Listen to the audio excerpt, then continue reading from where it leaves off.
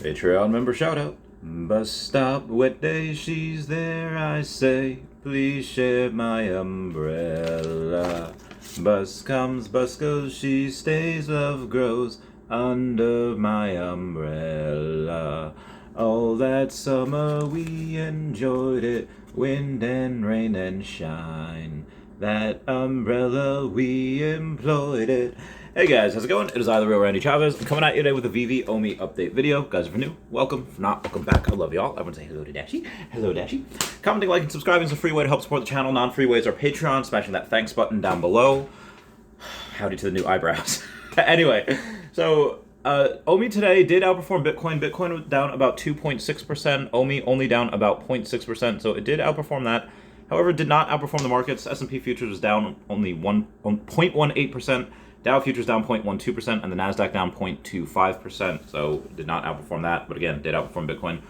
We do have BitBoy going up. I'm sorry, not BitBoy. I guess BitBoy is his but it is Ben Armstrong, and what he had said was Bitcoin probably ending the relief rally soon. Sorry, folks. I feel like you're either hit or miss with this guy. Some people enjoy him. Some people really do not enjoy him. I think he is a net positive, especially for new people. But let me know what you think about his remarks down below. Speaking of other people deciding to go and talk about this, we do have the Modern Investor. The Modern Investor over on YouTube does have 228,000 subscribers, does talk about crypto. Like, you think I do recaps, which are like 12 to 18 minutes long. His recaps are 30, 40 minutes, and everyone listens to him. You listen to him because he's very, very good at what he does. And one of his last videos was titled, Sweeping Floors on Veve. Prices are way too low. I don't know what this guy does or what this guy did before YouTube, but now obviously, you know, each of his videos getting thousands or tens of thousands of views. He's very, very good at what he does at Patreon. So he doesn't work, and the fact that he's putting his money into Veve, saying these prices are way too low, you really should go and take lessons from your elders, take lessons from the people that have been in here for a while. Not financial advice, not a financial advisor, but I think we should do what Loki does and say, take a lesson from your elders. So a bit to go over as far as Veve news today. We have David Yu a couple days ago responding to Veve Digital Collectibles. They say, let's hear it. Describe your favorite Veve collectible in one word. And David Yu says, moon. Always gotta love that from David. We have Vala Afshar saying, runners can now use augmented reality to race against their avatars. This would be really good for me or anybody that likes to run, keep in shape, do whatever, but I also think this would be really good for people to go and race against any of their NFTs. If you want your avatar to have a certain skin and you want to run against Mr. Fantastic, you want to run against Deadpool or Lady Deadpool or a dog for that matter, Dogpool, now's your chance to do it. Again, this is probably years away from us being interoperable, but maybe not that long. And again, I do think the applications, it shouldn't take that long. I mean, again, what it should take and what it will take is probably two different things, but just excited for the future. So speaking of Veve, we do have a Partners in Excellence statue. Oh, does this look familiar? I think it is. We only have one digital version, and that's over on Veve. But this auction previews Partners in Excellence, Walt Disney and Mickey Mouse Service Award, Bronze by Blaine Gibson, is a Lifetime Achievement Award and one of the highest honors one can obtain while working at the Walt Disney Company. Features Walt Disney and Mickey Mouse, originally sculpted by the great Blaine Gibson, who died in 2015. This bidding begins on Friday, August 19th, 2022. I don't know if this is at Golden Auctions or Heritage. I forget which one, but either way, comment down below if you know, but I'm very curious to see what this goes for and if people tend to drum up any news for it and see if they go and make a connection to Veve. We do have a tweet from Blockchain saying, for many, even after money, fame, or accomplishments, at the end of it, you're just desperately trying to find home again. For those that never had it, the search is even more desperate. Close your eyes and realize you never left. It's there. Why I think this is important, not only just for him, I wish he would make more content. I wish he would go and be a little more. I know he's insanely busy. He's crazy busy. I'm so thankful for the time that we get from him. But I think that there is something, and this goes in line with one of Wendy's tweets before, saying that how she's very thankful that a lot of new people are in and preaching to going on new people's channels, which I've definitely been trying to do. I think some people might be tired of maybe like me, Dan Lee, Taps Trades, Hello K, Cavell Anderson, like the people that have been here for a while, and they're like, hey, we've heard your opinions to death, and maybe we need like some new ones. And I think some new people have come up recently, and this is in no particular order. There's tons of them, but off the top of my head, what I wrote on Wendy's, it was Veve Magic, Veve Varsity, Kyla May from K Collectibles, and Fanny Carbonell and Jesse the Harvesting Frog. All have something, I think, unique that they bring to the table. And I think there's other and again, there's so many people that I'm not mentioning, but I'm okay. The project and the YouTube and the social would be okay if me and the rest of the people, a lot of people on my fridge, whatever, would have, if we would walk away, this project would be 100% okay. This project would 100% be fine. There's nostalgia here. There's this familial impact here that, this camaraderie. The only other time I've really had this outside of Earth 2 a little bit is really just the military. People come here and they find a home here. And for better or worse, that is nostalgia. That's something that I think David and Dan might not have realized. That they're nostalgic for the brands, but people get really nostalgic for this type of feeling that they might not get anywhere else. So that's another reason why I'm extraordinarily bullish on this. Again, I don't want to get too deep on you here, but just how I interpreted some news. We have a post from Sergio Rodriguez saying, confirmed, Frank Cho, who created the Harley Quinn NFT shown below, will be at New York Comic Con ready to autograph. So I don't know if this confirms that we will be ready to sign NFTs by that point. I would love it if it would happen. Again, they have a couple months before it goes down, so comment down below if you think yes or no. We'll have that at that time. Update from Sam Ella saying, let me make one thing clear. If I sell an NFT that I purchased with my money, that's 100% my decision. People that tried and police my investment need to grow up. I'm holding 586 NFTs and have obvious conviction with the future of Veve. I've also cashed out 0. #Akomi. I do feel like Hello K that had like over 100 sets, X amount of weeks ago, now has 0 sets. And people are saying like, well, he's fudding and he's leaving. And he's made it pretty clear that he was doing this just because he wants to have funds for what he thinks Dragon Ball Z will be coming, the same way I did in I think November or December of last year. Because when I was doing that, I did it because I didn't have enough money for a Walt right away.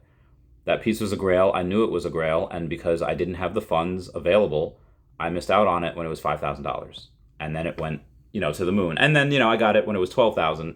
Eventually when it came back down. But he's doing the same exact thing that I did last year. I did that because I knew that, or I suspected that Pokemon would come. Now, obviously, Pokemon still hasn't come, and we might never get Pokemon. We might never get Nintendo. We might just cap out at what we have now with other things coming, obviously. But, he's doing the same thing that I did. He decided to sell, and he wanted some funds ready, and he just, if DBZ comes, great. If not, no big deal. Now, Alex did say that DBZ is not coming. He said that is not the D that David is talking about, but again, Alex did say that, hey, one of ones aren't coming. And, look what happened. David says on my stream, one of ones will be coming. He says on Monday. Alex says, of course not. No, it's not coming. And then it drops on Monday. So I think, I don't know if Alex is just trying to throw us off the scent, as we're trying to figure stuff out. And they're like, hey, Alex, do this, do that. Or if, it happened to be just a mistake. Either way, I would take everything that everyone says with just a grain of salt. And just leaving it at that. Moving on. Crypto.com has signed a pre-registration undertaking with Ontario Securities Commission, the OSC, in Canada, which is really good because half of Canada lives in Ontario. This is big for Canadians, and Ontario also has the strictest crypto laws in Canada. They had banned Binance, so anything that gets crypto to more people and more people can access it, very excited for. Rewind Collective officially says we are thrilled to announce a collaboration with Utility Art, a new platform for digital collectibles. Join Utility Discord for sneak peeks and member benefits. We can't wait for our release later in the year. Cannot wait for that as well. Link down below to the Discord of Utility. One of the only Discords where I hang. They had also advertised it on Rewind Collective's Discord, saying we're thrilled to announce a collaboration with Utility Art, and they basically said the same thing they did on Twitter. Out in the real world, we do have Dream World Limited Collection, which is a Coca-Cola dream-flavored drink.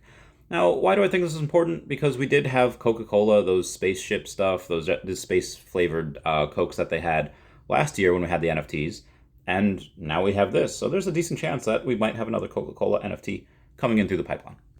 I would suggest taking a look at Joseph Fahmy over on the Twitter. That is Twitter right there.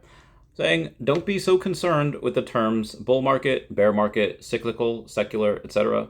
As Livermore says, these words fix a firm market direction in the mind for an extended period of time. Keep it simple. Focus on whether we're in an uptrend or a downtrend, and know your time frame. Can't help but agree. I went live about this, but I didn't really give it a price point, a price prediction on a video. So when Veve announced that they are having a one of ones, and utility from Ron English's David Warhol, and it comes with the utility, the winner can bring up to 3 friends to dinner with David Yu. I think $50,000 is fair. What does it actually get? I don't know. I mean, again, to have dinner with the CEO of a multi-billion-dollar company, and you could, for many different reasons, either you want to show him your project, or you want to go and say like, hey, this person is, and again, I most likely it's not for this particular reason. We're saying like, oh, hey, David might give us something, he might give us a free NFT or whatever if we go there. I mean, maybe, he's definitely known for being very, very nice and very, very generous. At times, maybe a little bit too much so. But again, there's just one of the other reasons that might happen. But for the most part, it's just going to be people, it's going to be VCs saying, hey, if you're looking to raise funds, don't go to anyone huge because you're going to be beholden to them. Come to me.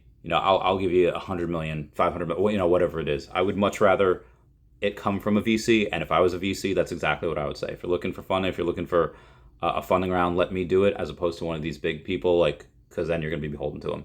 You don't want to give away a lot of your stuff little by little to these big corporations.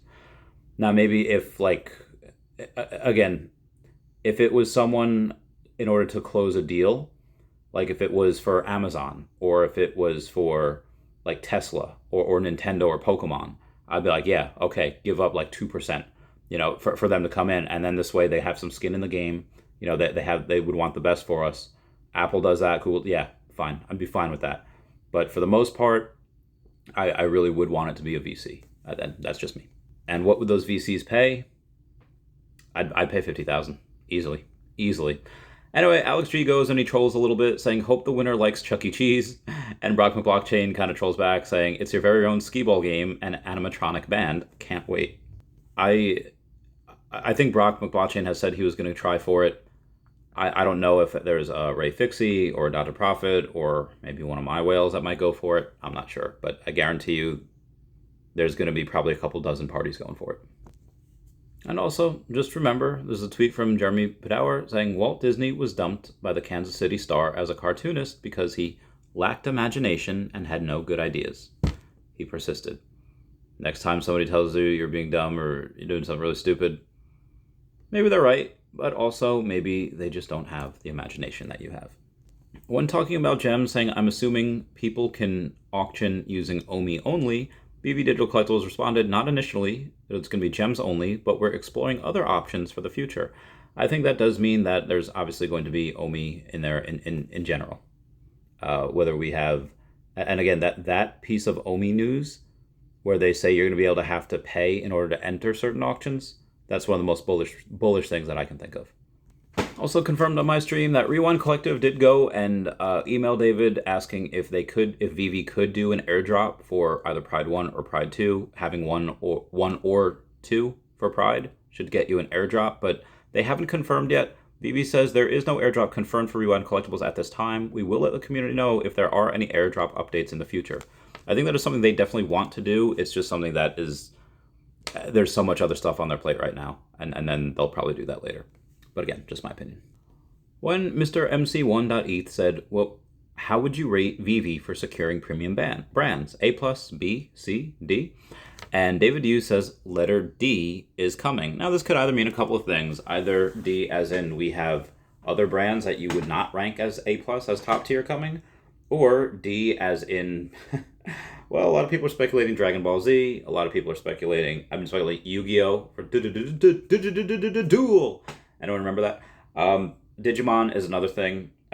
Whatever this does wind up becoming, I'm not 100% sure. Comment what you think down below. So Lupify reports that there were 547,000 monthly active traders on OpenSea, now 257,000 ongoing this month. 4.85 billion were traded on OpenSea in January, and only 262 million were ongoing this month. That was the beginning of the year, slowly decreasing, and few remain. Again, this bear market is affecting everyone across the board. It's not just Veve. Will it come back? Of course, and it'll come back a lot harder. So there was a list of the most active investors in blockchain companies by the top 100 public companies from September 21st to June 22, and it was Alphabet, BlackRock, Morgan Stanley, Samsung, Goldman Sachs, Buy, Mellon, PayPal, Microsoft, Commonwealth Bank, Prosus, Tencent, Citi, UOB, Wells Fargo, LG, American Express, and that's it. And they went into a bunch of companies. Again, I'm not going to name them all, but I'll just name a few: Fireblocks, Dapper Labs, Voltage, Circle, FTX, Figment, Saga, Dankbank. Immutable X is definitely one of them as well. Animoca Brands. Again, there's tons of them on here that a lot of these guys are in. I would not be surprised within the next year you see some of these major brands investing in OMI specifically. I mean Veve as well, but OMI and Veve both. News from BatCals. Matt Mason confirms, for your information, the Harley Quinn drop will be a free mint, early access for BatCals, then first come, first serve for everyone else. Legacy says, will this drop be something we can burn with the fandoms? And Matt says, only Overdrive can reveal this information. When asked if Veve was a good auction house, I think probably just asking about the auction coming up with the David Warhol from Ron English. Dan Chabel says, a good auction house hypes up auction to get bidders, then promotes the winning bid to attract new users. I don't see any promotion from Veve for this auction besides a tweet. Do you? And that is a fair point. They are still not ready to market. But speaking of marketing, the reason why you didn't see a video yesterday is because I was doing an acting gig for something called Looks Can Kill, and I was able to wear my Veve shirt. So in a feature film, I don't see how this is going to be an actual crazy 1 to 2 hour film. I think it's going to be relatively short. I don't know where it's going to be. HBO, Showtime, Netflix. I don't know. But what I do know is I will be in at least one scene where there's going to be a Veve shirt visible. I'll be in 2 scenes. One scene is going to be no Veve shirt. The other scene will be a Veve shirt. So shout out to Eric Jensen, the director, for letting me wear my Veve shirt. Rock McBlockchain doing a little troll saying, I'm sure this is probably nothing, putting the David on the David Warhol, and saying David U. David U is laughing, saying diamonds. So it does seem that there are new regulatory changes in Canada for crypto. You are allowed to buy as much Bitcoin, ETH, Litecoin, Bitcoin Cash as you want, but any other crypto has a limit of 30,000 net buy per year. That's if you live in one of the following provinces: New Brunswick, Newfoundland, Nova Scotia, Nunavut, Northwest Territories, Ontario, where most people live, Prince Edward Island, Saskatchewan, and Yukon. Net buy limits will not impact you if you live in one of the following provinces, which is Alberta, British Columbia, Manitoba, and Quebec. This does come from help.newton.co and saying, what are these new regulatory changes? Anyway, guys, that's it for me today. Please comment, like, and subscribe. Comments are good for the YouTube algorithm. Before we get that, everybody please check out at HeyDavidDon and at KingMaz over on the Twitter, Standoff Chart and KingMaz over on the Veve app, Kobe Collection, OMI Player 1 over on the YouTube, Wraithax.eth domain name, Kyle Willson, Wendy Stibalis, Puddin' Cheeks, Veve, Las Vegas, Taps Trades, Mars Davis, Legacy, Bermuda, Sody Pop Media, Veve, Darklink, Metal Lemon, and Veve Vibes, all on the YouTube, at Nomad with Guitar, at Wet Wizard Veve, and Gary O at 1234CA3, all on the Twitter, and Fanny Carbonell FR over on the TikTok. Everyone say bye-bye to Dashi. Bye-bye, Dashi. I love you guys. Bye. Meow, meow, meow, meow, meow.